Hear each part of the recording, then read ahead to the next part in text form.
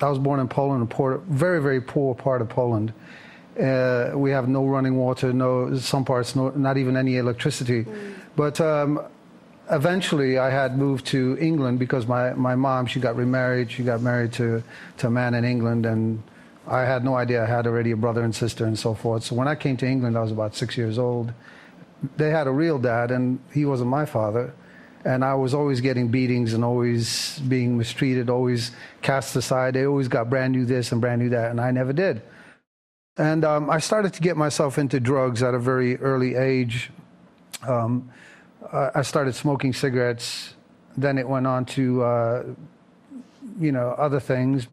Got myself involved with a bunch of, some people might want to call them hooligans, from broken homes, parents drinking or drugging, or either not having parents, not being loved. We kind of stood together.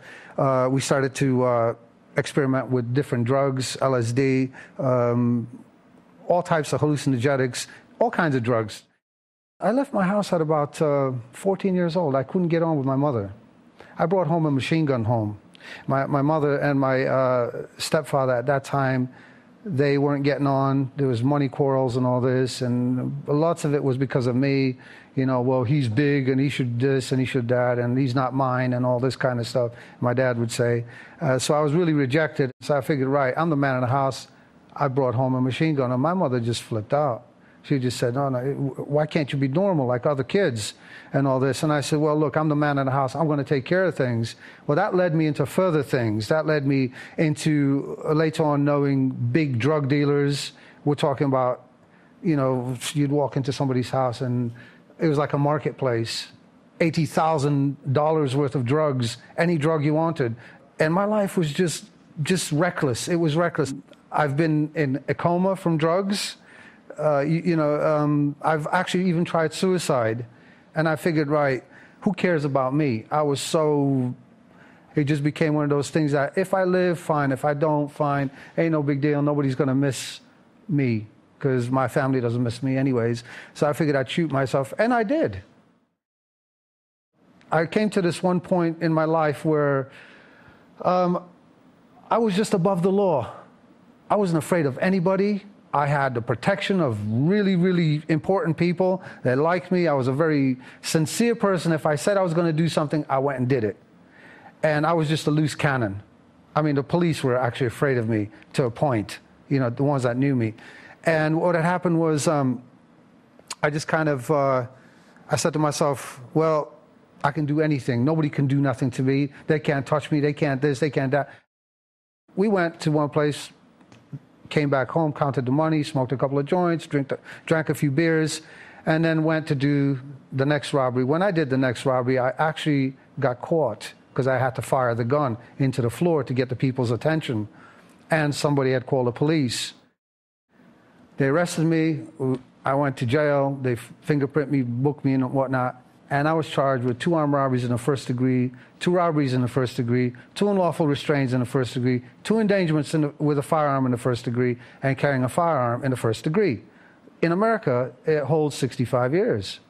Well, when I went to court, I had my own lawyer and stuff, I told myself, I'm not taking this time. And everybody looked at me like, who is this guy? Who is he? He's in no predicament to be saying what he's saying. And I said, look, I don't care. I didn't kill anybody. I'm not taking this. I said, you people are crazy, right? Anyways, I ended up getting 15 suspended after 10. I went to prison, and I went from one prison to the next, to the next, to the next, to the next, until finally I ended up in a level 2.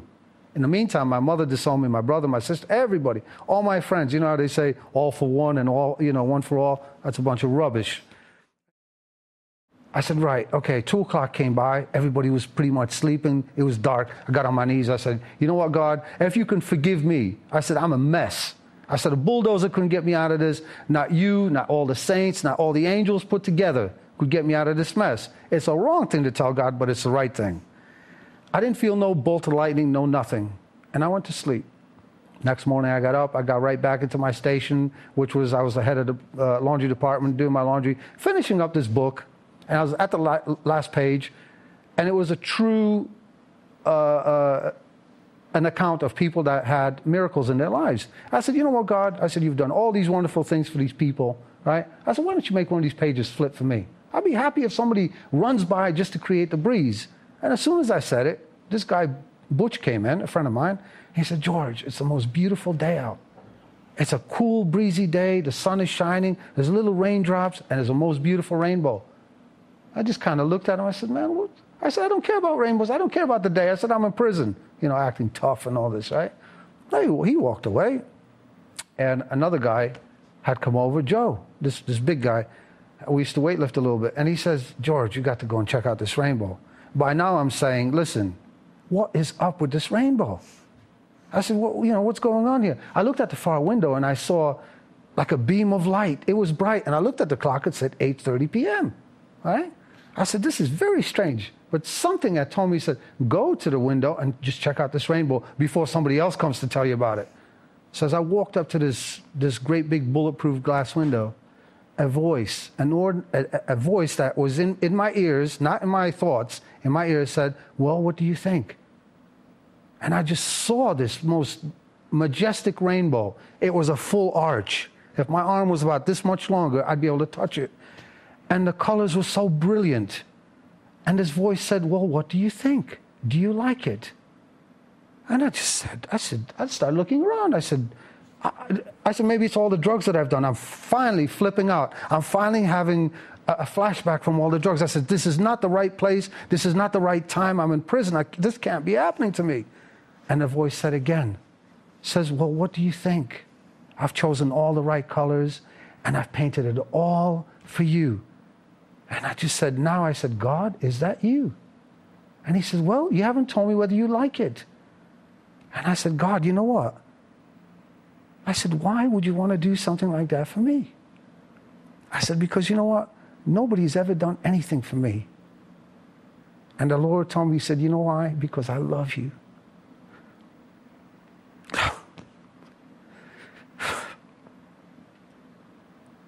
When he told me that he loved me, because nobody ever loved me, my whole body was trembling from the inside out. I started to shake and I started to weep and cry, and I couldn't stop.